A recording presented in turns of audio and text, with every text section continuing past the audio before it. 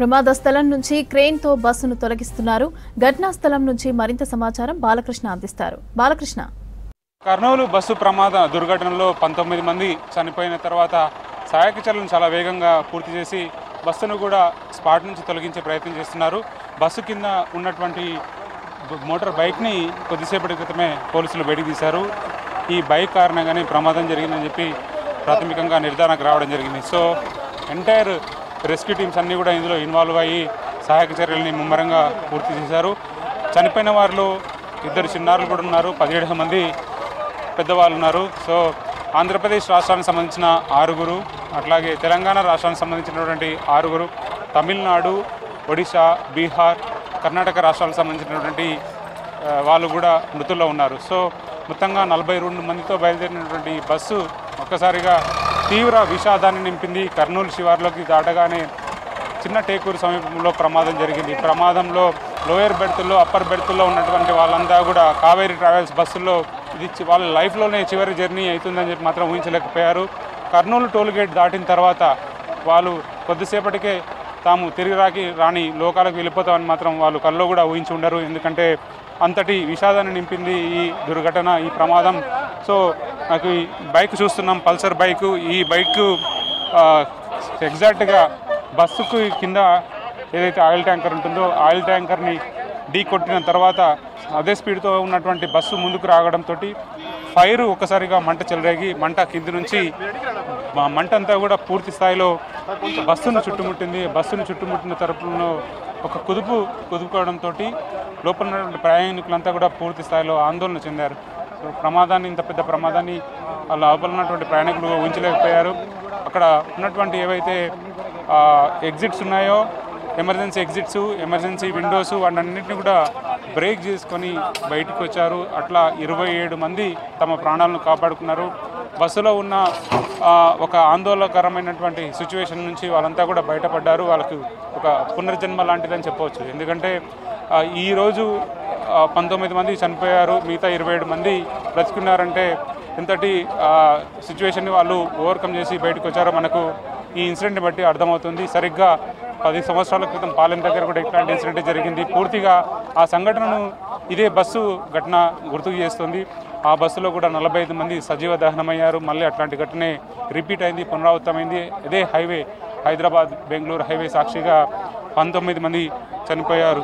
So ఈ bus ప్రమాదానికి సంబంధించినటువంటి బైక్ ఏదైతే ఉందో బైక్ సంబంధించి బయటికి ఇప్పుడే బయటపడిన తర్వాత బైక్ అన్నింటినీ కూడా ఐడెంటిఫై చేస్తున్నారు.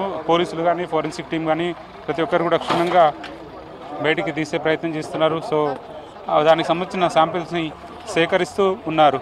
టోటల్గా ప్రధాన కారణం, ఈ ప్రమాదానికి గల ప్రధాన కారణం ఈ బైక్గానే చెప్పవచ్చు.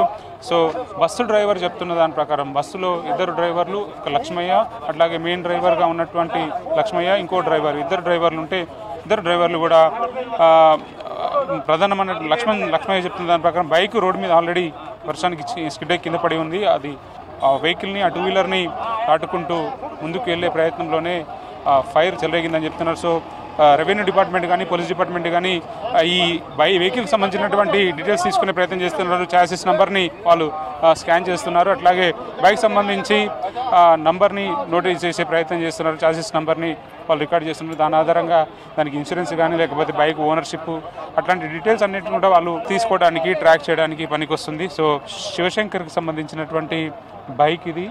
సో ఈ ఎంటైర్ ఇన్సిడెంట్లో ఈ బైక్ది చాలా ప్రమాదానికి మూల కారణంగా భావిస్తున్నటువంటి పరిస్థితి ఉంది. సో వాటి గురించి ఈ రోజంతా జరిగినటువంటి ఏదైతే ఇంటరాగేషన్, అట్లాగే విచారణ ఏదైతే ఉంది, ఈ ఎంటైర్ ఎపిసోడ్లో కీలకంగా మారినటువంటి బైకు మొత్తంగా 19 మంది మరణాలకు ప్రధాన కారణంగా కూడా భావిస్తున్న తరుణం ఇది. సో ఈ సిచ్యువేషన్లో అటు ఎంటైర్ పోలీస్ డిపార్ట్మెంట్ కానీ, ఎన్డీఆర్ఎఫ్ కానీ, అట్లాగే రెస్క్యూ బృందాలు, ఫోరెన్సిక్ టీంలు, వైద్యులు, రెవెన్యూ సిబ్బంది, పోలీస్ సిబ్బంది అందరూ కూడా ఇందులో ఇన్వాల్వ్ అయ్యి పూర్తి స్థాయిలో సహాయక చర్యలు ముమ్మరం చేశారు. తెలంగాణ, ఏపీ రెండు గవర్నమెంట్లు కూడా ఇందులో నిరంతరంగా మానిటరింగ్ చేశారు. బస్సు మనం చూస్తున్నాము, స్కెల్టన్గా మారినటువంటి బస్సు 2018లో రిజిస్టర్ అయినటువంటి ఈ బస్సు డయ్యూ డామన్లో రిజిస్టర్ అయినటువంటి బస్సు ఎంత స్కెల్టన్గా మారిపోయింది మనం చూడవచ్చు. బస్సు కింద లగేజ్ ప్రాంతం, అట్లే లగేజ్ కూడా వ్యాలెట్స్ కూడా చిల్లాచెదురుగా బస్సులో పడిపోయాయి. డెడ్ బాడీస్ అన్నీ కూడా ఒక స్కెల్టన్ మాదిరిగా ఒక బూడిదమయంగా మారిపోయాయి. కొన్ని స్కెల్టన్స్ అయితే సీట్లకు అతుకోయిపోయిన పరిస్థితి ఉంది. కొన్ని బస్సులేమో గుర్తించడానికి వీరుదానికి పరిస్థితిలో ఉంది. అత్యంత హృదయ విదారకంగా మారినటువంటి ఈ సన్నివేశం ప్రతి ఒక్కరిని కూడా కలిచివేసిందని చెప్పవచ్చు. కేవలం ఈ ప్రాంతం ఇన్సిడెంట్ జరిగినప్పుడు చూసినటువంటి ప్రజలే కాదు, ఈ ప్రాంత వాసులే కాదు, బాధిత కుటుంబ సభ్యులకు కూడా ఎంతటి శోకాన్ని మిగిల్చిందో మనకు స్పష్టంగా ఈ ఇన్సిడెంట్ని చూస్తుంటే అర్థమవుతుంది.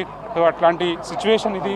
సో ఆ ఇన్సిడెంట్ని నుంచి జనం బయటపడాలన్నా లేకపోతే మృతుల కుటుంబాలు బయటపడాలన్నా కూడా చాలా కష్టమైన పరిస్థితి. సో ఓవరాల్గా మాత్రం బస్సును మాత్రం ఏదైతే ప్రమాదం జరిగిందో ప్రమాద స్థలం నుంచి మూవ్ చేసి పక్కకి తరలించారు. సో ఇంకా ఫోరెన్సిక్ టీం కానీ మిగతా టీం అంతా కూడా ఇంకా ఇన్వెస్టిగేషన్ చేయాల్సి ఉంది.